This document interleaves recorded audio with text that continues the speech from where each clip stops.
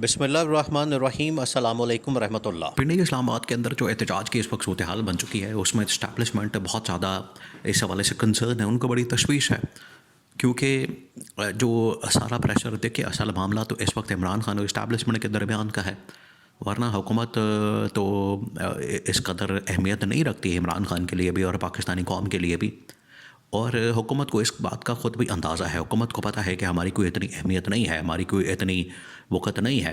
और बीच में ये वैसे ही तमाशबीन किस्म के और तमाशाई किस्म के लोग जिस तरह से होते हैं, मैच किसी का हो रहा हो, जिस तरह से इंडिया पाकिस्तान का अगर मैच हो रहा हो या किसी भी मुल्क का मैच हो रहा हो तो वहाँ पर तमाशबीन जो है वो तमाशाई पूरे स्टेडियम के अंदर होते हैं, तो हुकूमत जो है वो एक तमाशाई है, हुकूमत का कोई सरोकार नहीं या एक डाकिया कि उसने इस्टेब्लिशमेंट इमरान खान के दरमियान बातचीत करवानी है, मैसेंजर के तौर पर किरदार अदा करवाना है, मैसेज कन्वे करने हैं और कम्युनिकेशन करवानी है, इधर की बात उधर और उधर की बात इधर, यानी इस्टेब्लिशमेंट की बात इमरान खान तक, इमरान खान की बात जो है वो इस्टेब्लिशमेंट तक पहुँचानी है। ये टोटल इसका हुकूमत का जो इस वक्त स्टेटस है, टोटल इसका ये स्टेटस है। इसके अलावा ना इनके पास मैंडेट है, ना इनके पास आवाम की हिमायत है, ना ताकत है। और इस तरह की हुकूमतें जो हैं या इस तरह के सो कॉल्ड नाम नहाद जाली किस्म के जो लीडर हैं वो इस्टेब्लिशमेंट को बड़े सूट करते हैं। शबाज शरीफ टाइप, शबाना रोज़ वाले, हर रोज़ शबाना इनको बड़ी याद आती है। तो इस तरह के जो लीडर हैं वो इस्टेब्लिशमेंट को बड़े सूट करते हैं। उनको पता है कि इस तरह के लीडर जो है वो आपके यहाँ आपके सामने यस सर करेंगे, नो नहीं करेंगे, क्यों का सवाल नहीं पूछेंगे, ये काम ऐसे नहीं तो ऐसे करना है, ये बात नहीं करेंगे, अपना दिमाग नहीं अप्लाई करेंगे, दिमाग से बिल्कुल सुन बुन होंगे। तो इस तरह के लोग जो है वो इस्टेब्लिशमेंट को बड़े सूट करते हैं। इस्टेब्लिशमेंट के लिए तो इस तरह के लोग, उनके लिए तो ये वारे न्यारे हो जाते हैं। और शहबाज शरीफ जिस तरीके से आया जाली तरीके से, और ऐसा जाली आदमी आ सकता है। अब इस हुकूमत को गिराने के लिए तो इमरान खान मैदान में है, लेकिन इनको पता नहीं इस्टेब्लिशमेंट भी अंदर से इस हुकूमत से जान छुड़ाना चाह रही है। और पिंडी इस्लामाबाद के अंदर जब एहतजाज की बात होती है तो पिंडी के अंदर एक बड़ा मशहूर ब्रिगेड होता है जिसको कहते हैं 111 ब्रिगेड। और वहाँ के जो कोर कमांडर हैं वो उसको कमान करते हैं। ये 111 ब्रिगेड है जो कि पाकिस्तानी फ़ौज का 111 ब्रिगेड है। और पाकिस्तान के अंदर जितने भी मार्शल लॉ लगे हैं पिछले तकरीबन को 77 ईयर्स में, 77 सालों के अंदर, उसमें इस 111 ब्रिगेड ने बड़ा किरदार अदा किया। उसकी वजह यह है कि ये 111 ब्रिगेड जब फ़ौज जो है वो टेक ओवर करती है तो फर्स्ट जो मूवमेंट होती है फ़ौज की तरफ से वो 111 ब्रिगेड मूव करता है। और उसके बाद फिर चारों जगह पर, हर जगह के ऊपर जो है वो फिर फ़ौज कब्ज़ा कर लेती है। जब नवाज़ शरीफ की हुकूमत का तख्ता उल्टा गया, नवाज़ शरीफ की अपनी हरकतों की वजह से, अपनी करतूतों की वजह से, ना ये पंगेबाजी करता, इसने पहले जनरल करामत के साथ, जनरल जहांगीर करामत के साथ, जनरल JK के साथ इसने पहले पंगा लिया और उसको निकाल दिया। उसने बड़ी मासूमियत से इस्तीफ़ा दे दिया। उसने इतनी बात की थी कि मैंने एक नेशनल और इकनॉमिक काउंसिल बनानी है, सिक्योरिटी एंड इकनॉमिक काउंसिल।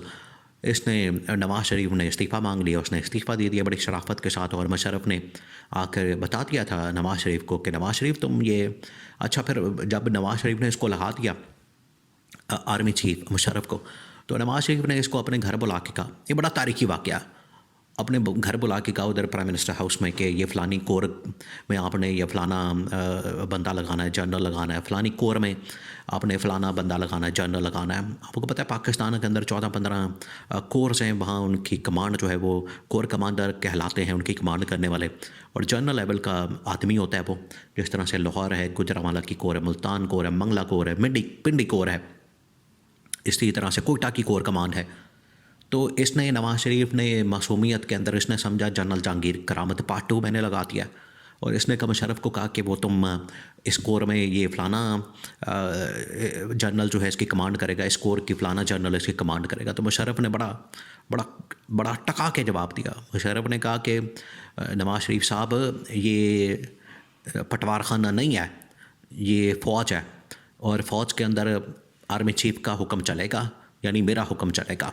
ये पटवार खाना नहीं है जहाँ पर आप इस तरह से फ़ैसले करें और मुझे हुक्म दें कि फ़लानी कोर के अंदर ये कमांडर लगा दें। तो नवाज़ शरीफ को उसी दिन ही पता चल गया था कि मैं क्या करके फंस गया हूँ, मैं ये मुशर्रफ को लगा के फंस गया हूँ।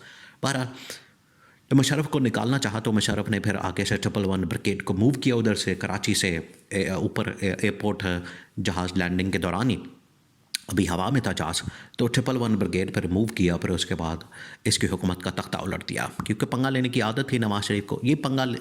ये यहाँ पर भी ये पंगेबाजी कर रहे हैं हुकूमत वाले, किसी तरह से शरारतें तो करते बाज नहीं आते। पूरे मुल्क के अंदर जो इन्होंने अब हंगामा बर्पा किया है, पूरे मुल्क के अंदर जो इन्होंने ये शोर बर्पा किया है कि इमरान खान ने एक छोटी सी कॉल दी है, सादा सी कॉल दी है एहतजाज, उसने एहतजाज करना है। देखिए एहतजाज तो यहाँ पर हर कोई करता है पाकिस्तान के अंदर। कभी यहाँ पर यूनियन वाले एहतजाज करते हैं, कभी रेलवे यूनियन वाले, कभी टीचर्स, कभी यहाँ पर डॉक्टर्स आ जाते हैं, कभी वकला आ जाते हैं, कभी कोई आ जाता है, कभी कोई आ जाता है, कभी किसान आ जाते हैं। तो एहतजाज करके पूरा मुल्क बंद कर दिया जाता है। तो इमरान खान ने भी एहतजाज की कॉल दे दी, उसने कोई अनोखा एहतजाज करना है। लेकिन क्योंकि इनको फ़िक्र है, इनको डर है, इनको खौफ है, इनके दिमागों के ऊपर इमरान खान सवार हो चुका है, इनको इमरानोफोबिया हो चुका है, इमरानोफोबिया हो चुका है इनको, कि इमरान खान का इतना खौफ है इनके ऊपर कि ये डरते हैं। रात को नींद के अंदर भी इनको इमरान खान के ख्वाब आते हैं, डराता है इनको आके। अब ये जो 111 ब्रिगेड है वो बड़ा अहमियत इख्तियार कर गया कि ये ना हो कि एन मौके पर 111 ब्रिगेड जो है मूव करे और इस हुकूमत को घर भेज दे, इस हुकूमत की छुट्टी करा दे। क्योंकि इस हुकूमत की करतूतें तो ऐसी बन चुकी हैं कि इस हुकूमत की छुट्टी के बगैर गुजारा कोई नहीं, चारा कोई नहीं। अब छुट्टी कराने के लिए ये पूरा माहौल बन चुका है। अब देखें जितनी पाकिस्तान के अंदर तहरीकें चली है, पाकिस्तान के अंदर जब भी तहरीक चली है उसमें हमेशा से वो चाहे 78, 79, 76 और 7 की हो, जब ज़ियाउल हक ने माशाअल्लाह लगा दिया था तो उस वक्त भी तहरीक चल रही थी। फिर उसके बाद बहुत सारी तहरीकें जो है पाकिस्तान के अंदर चली हैं। तो तहरीक के नतीजे में जो है वो मुल्क के अंदर निज़ाम लपेट दिया जाता है। तो इनकी यही हालत होनी है। जो मुल्क के अंदर इस वक्त इमरान खान तहरीक का ऐलान कर चुका है, तहरीक शुरू कर चुका है।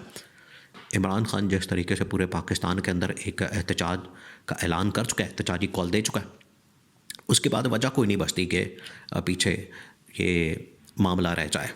और आखिरकार कोई ना कोई तो फिर पिंडी से, इस्लामाबाद से और ख़ास तौर पर पिंडी से फ़ौज को मूव करना पड़ेगा, इस्टेब्लिशमेंट को आना पड़ेगा।